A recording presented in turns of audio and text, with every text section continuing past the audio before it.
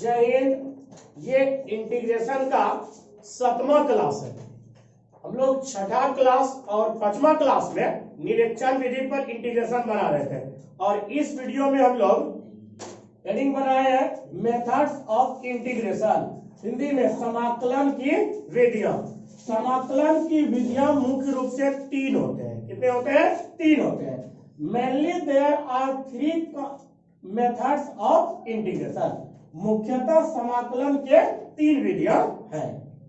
Number 1 integration by substitution, Hindi में प्रतिस्थापन द्वारा समाकलन। दूसरा लिखे इंटीग्रेशन यूजिंग पार्शियल फ्रैक्शन, आंशिक भिन्नों में वियोजन द्वारा समाकलन। तीसरा लिखे इंटीग्रेशन बाय पार्ट्स, खंडश समाकलन। इसमें देखिए मुख्य रूप से 2 आपके इंपॉर्टेंट होते हैं क्लास 12 के लिए। एक आपका पहला मेथड सब्स्टिट्यूशन और तीसरा आपका हो गया बाय पार्ट्स। इसका पार्शियल फ्रैक्शन का ज्यादा एग्जाम में क्वेश्चन नहीं आता है। हम लोगों को पढ़ना है बारी बारी से, तीनों मेथड एक करके पढ़ना है। तो हम लोगों का पहला हेडिंग बना है इंटीग्रेशन बाय सब्स्टिट्यूशन।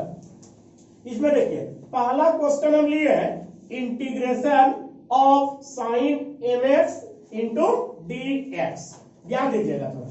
देखिए इस सब्स्टिट्यूशन मतलब क्या होता है? प्रतिस्थापन। प्रतिस्थापन मतलब जो अलग होगा, जो सबसे अलग होगा फंक्शन से, उसको हम क्या करेंगे?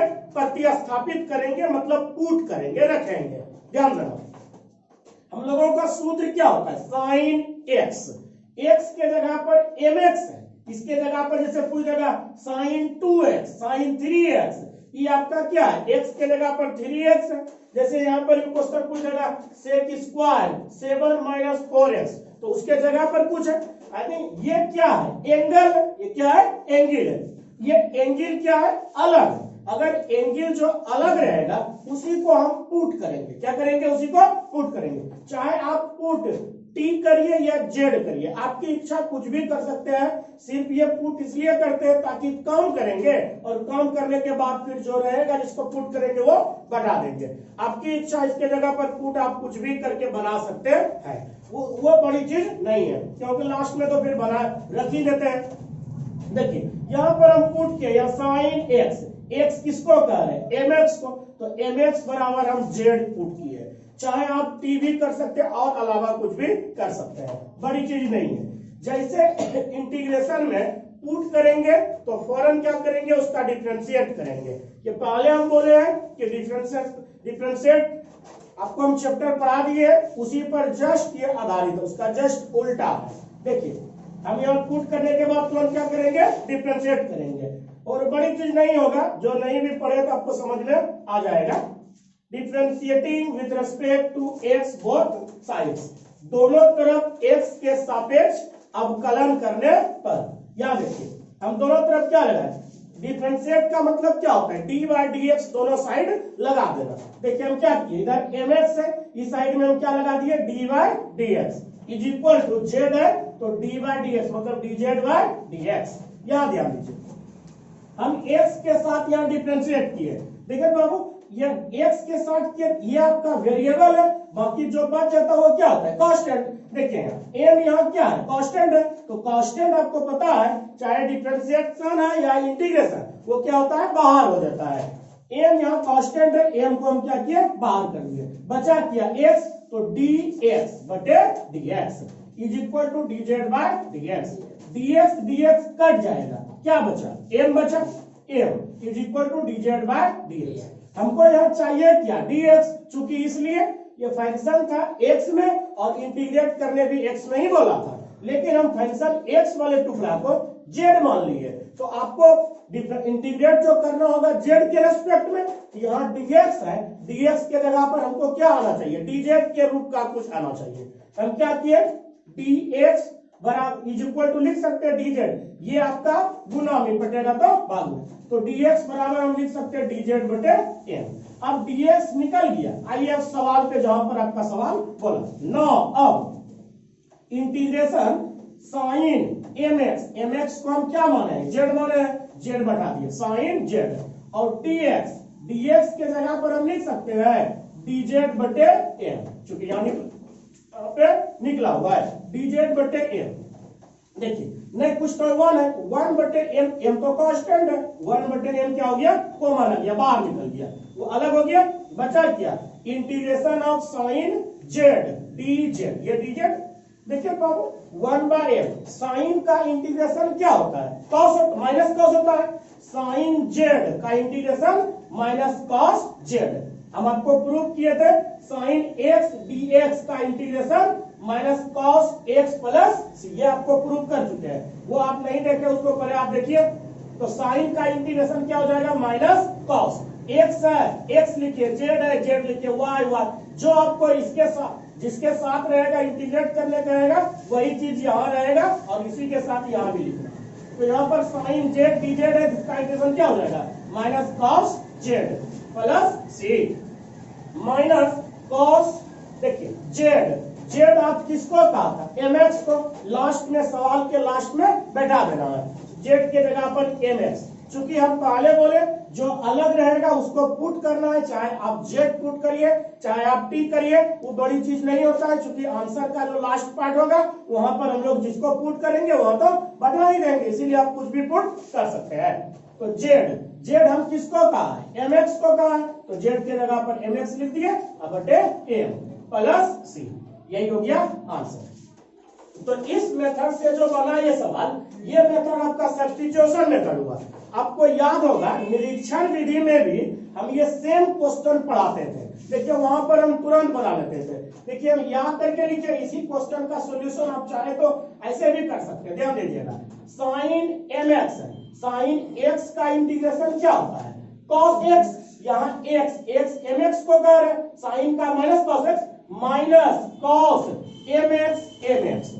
और हम वहां बोले थे कि x का जो कोफिशिएंट है, गुणांक है, उसे इंटीग्रेशन में क्या करते हैं, भाग देते हैं, क्या करते हैं, भाग देते हैं, ये आपको हम पढ़ा चुके हैं। देखिए तो x का कोफिशिएंट यहाँ m है, आप m से यहाँ भाग दीजिए प्लस c देना, दोनों आंसर मिलाइए, देखिए आंसर सेम।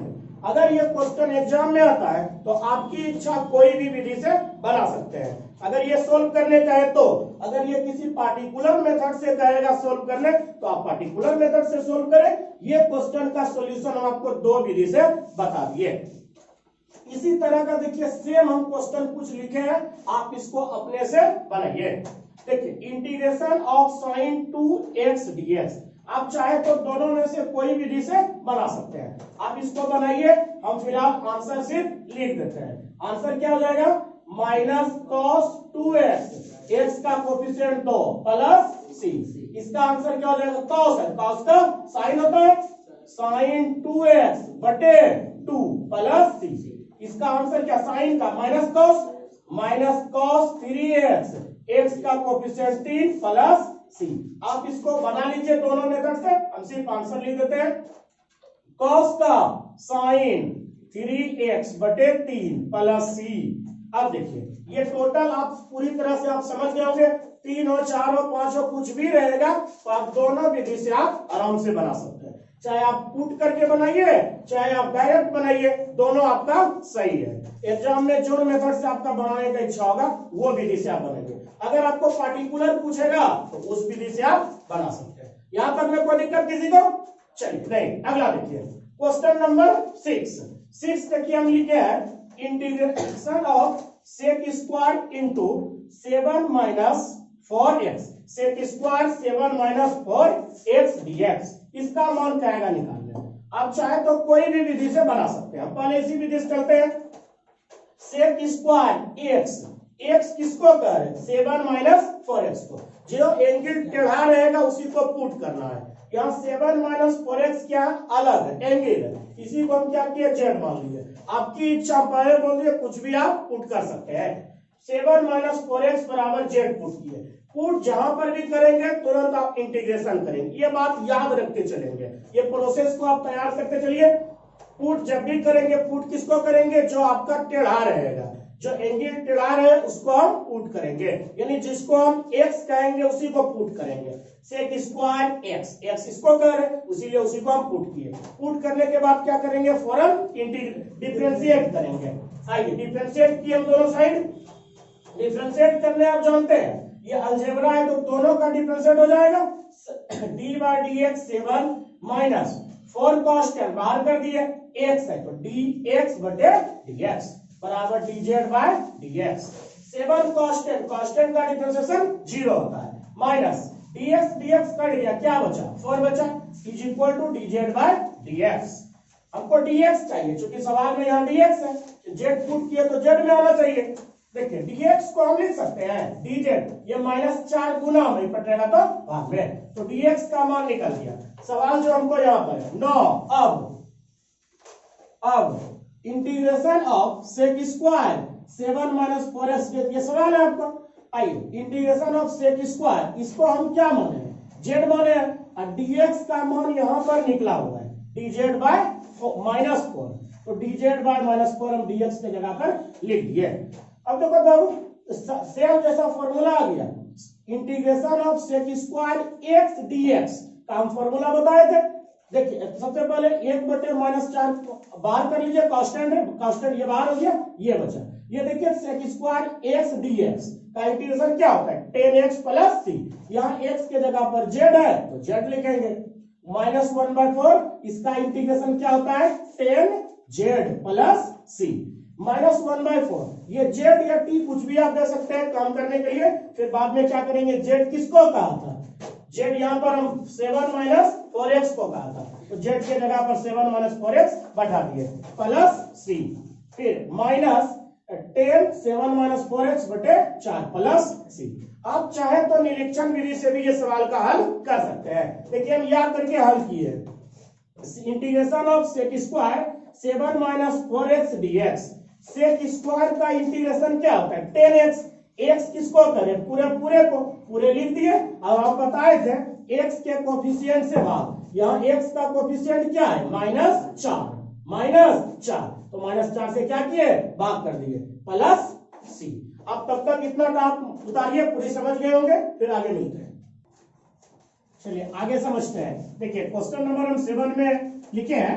अगला सवाल है integration of 2x sin x स्क्वायर plus 1 into dx। Sine x किसको कह रहे हैं x स्क्वायर प्लस 1 को जो टेढ़ार है उसी को पुट करना होता है। अभी जस्ट आपको बताए थे ये क्या करेंगे x स्क्वायर प्लस 1 को पुट करेंगे z पुट करने के बाद डिफरेंशिएट करेंगे करिए यानी d by d x x square plus d by d x 1 is equal to d z by d x. ये देखिए एक्सएन का फॉर्मूला ये वाला आपको हम डिफरेंशिएशन में पढ़ाते थे एक्सएन बराबर एन एक्स एन माइनस 1 यहाँ नीचे एन ऊपर में पावर 1 घाट लेता था। याद करिए डी ये हाल हो जाएगा क्या हो जाएगा एन यहाँ 2 को कह रहे 2x 2 माइनस 1 यानी 2x 2 में किया 1 2x तो झुका हुआ रहता 2x हम डायरेक्ट लिख दिए 2x। आगे देखिए ये तो आपका रफ हो गया 2x और 1 कांस्टेंट है कांस्टेंट का differentiation 0 is equal to dz by dx 2x ये dx भाग में पटेगा तो गुना में इज इक्वल टू dz। हमको देखिए यही लाना था 2x dx इसका मान कितना आ गया dz।